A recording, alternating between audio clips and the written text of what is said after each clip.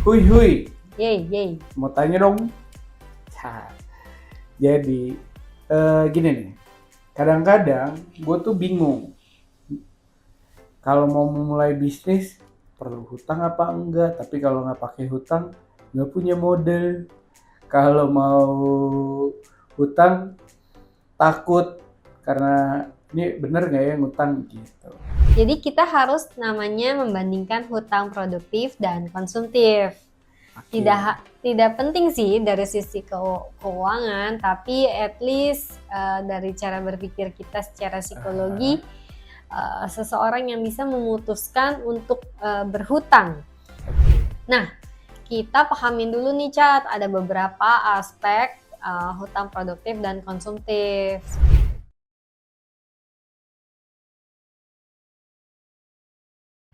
Hai semua, kembali lagi di Tanya Ahui yuk.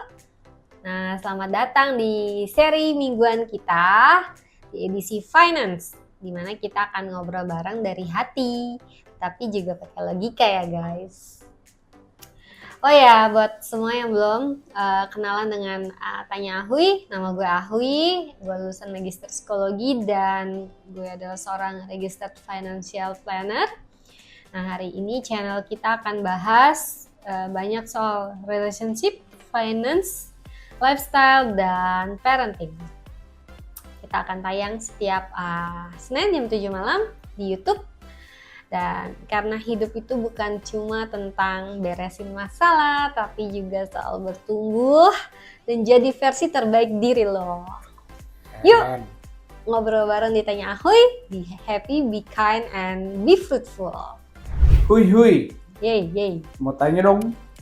Cah, Jadi gini nih, kadang-kadang gue tuh bingung kalau mau memulai bisnis perlu hutang apa enggak. Tapi kalau nggak pakai hutang nggak punya modal. Kalau mau hutang takut karena ini bener nggak ya ngutang gitu.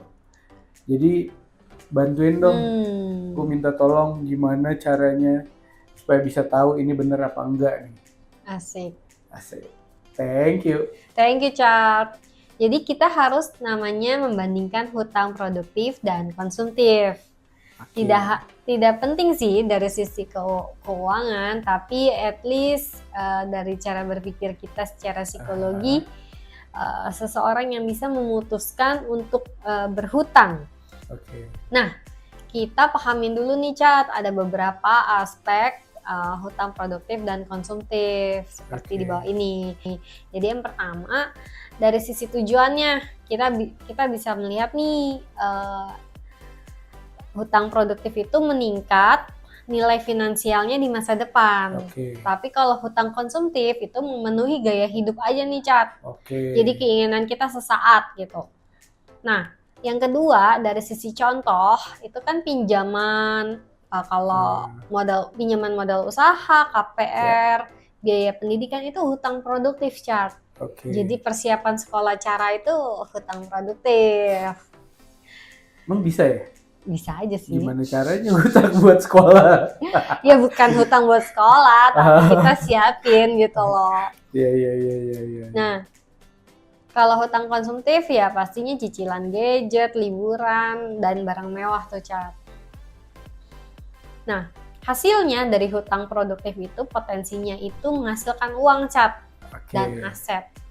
Tapi kalau hutang konsumtif itu tidak ada nilai tambah, bahkan cenderung menurun, depresiasi. Nah, efek jangka panjangnya kalau hutang konsumtif itu bisa membantu kita naik level finansial Cat. Tapi kalau hutang konsumtif ya kita bakal memperberat beban keuangannya kita. Nah, kalau kita bicara dari sisi psikologinya ya, hutang produktif itu pola pikirnya rasional dan jangka panjang sebenarnya Cat. Jadi pastinya dalam mindset investasi orang itu akan cenderung ambil hutang produktif, cenderung berpikir tentang masa depan dan return serta dampak jangka panjangnya Cat. Jadi hutang produktif juga kan istilahnya membuat kita kan punya pengendalian diri dan istilahnya perhitungan resiko lah, Cat. Ya. Nah, juga didorong oleh tujuan finansial yang jelas tuh, Cat. Jadi bukan emosi sesaat gitu. Ya.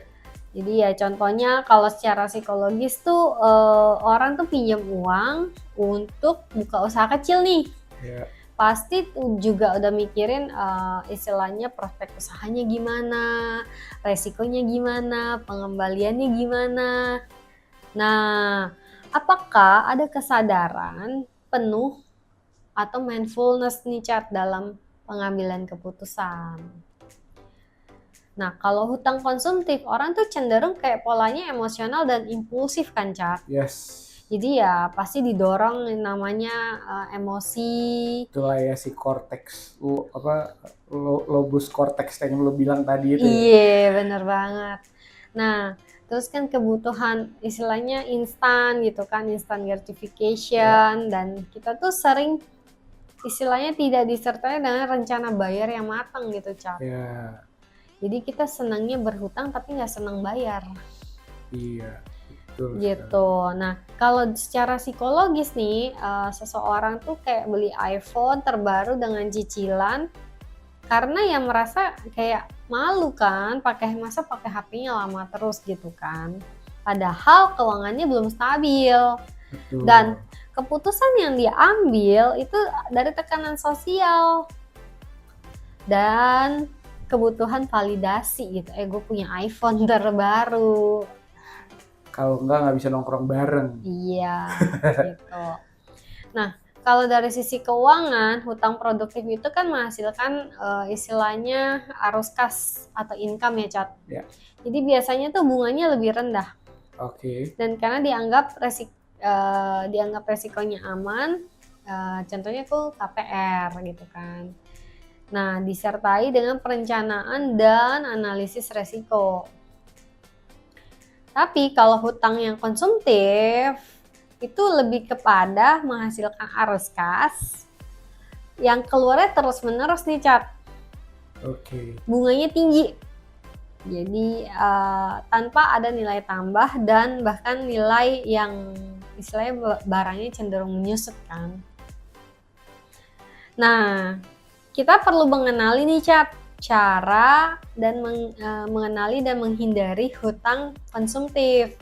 Coba deh teman-teman tanya nih di dalam dirinya teman-teman, apakah barang ini membantu saya untuk menghasilkan uang?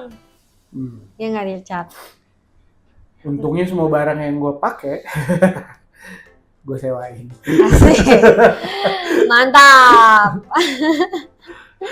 Jadi gak apa-apa deh kalau beli barang yang bisa disewakan. Kayak kemarin ya, dicari sewa iPhone ya gitu ya. Iya, itu gokil sih. Ternyata yang punya anak 19 tahun. Wah, 19 sampai 20 tahun gitu. Jadi dia punya iPhone banyak, disewain. Wow. Itulah. Hebat ya. Iya. Nah, terus kita juga lihat lagi nih pertanyaan buat diri kita. Apakah saya beli ini karena kebutuhan atau tekanan sosial? Betul. Gitu. Apakah saya punya rencana yang jelas untuk melunasi hutangnya? Bahkan apakah saya bisa menundanya dulu ya dan menabung dulu gitu. Jadi, Cat, kesimpulannya hutang itu bukan musuh tapi alat. Okay. Coba deh cara kita mencerminkan pola pikir keuangan dan emosional kita nih, Cat. Dan yang terakhir, orang yang bijak finansial nih, Cat, tahu kapan dan untuk apa berhutang. Okay. Serta mampu mengelola impuls dan tekanan sosial. Lo mau nggak nih, Cat? Coba nih, di sini ada form checklist. Kira-kira lo itu termasuk kategorisasi hutang yang produktif atau konsumtif. Nih, yang pertama, apakah barang atau jasanya menghasilkan uang atau meningkatkan nilai aset kita? Yes. Satu ya.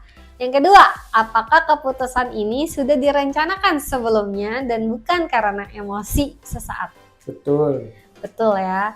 Yang ketiga, apakah saya memiliki perhitungan untuk yang jelas tentang jangka waktu membayar? Ya, Ya.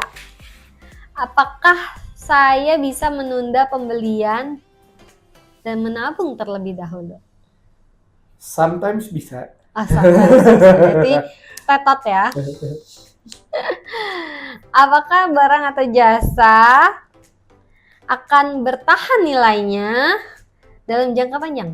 Ya, Ya. Apakah saya tidak sedang terdorong oleh tekanan sosial atau rasa iri dan FOMO? tidak. Tidak. Tidak tuh berarti Berarti yes ya. yes. Dan apakah saya punya dana darurat? Dan cicilan ini tidak lebih dari 30%. Ya. Ya. Wah, nilai lu tuh 6 cap. Wow. Wih, jadi lu tuh masuk kategorisasi hutang yang produktif. Mantap. Jadi kalau hutang yang produktif itu kan mengambil keputusannya rasional dan Tuh. strategis. Bagus. Sebelum check out pun saya doakan dulu, biasanya ada di Asik. checklist di keranjang. Di keranjang dulu ya, sampai banyak gitu. Iya, sampai beli nggak ya? Oke.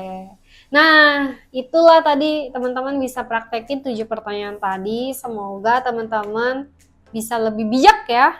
Yes. Thank you, Cha. Thank you.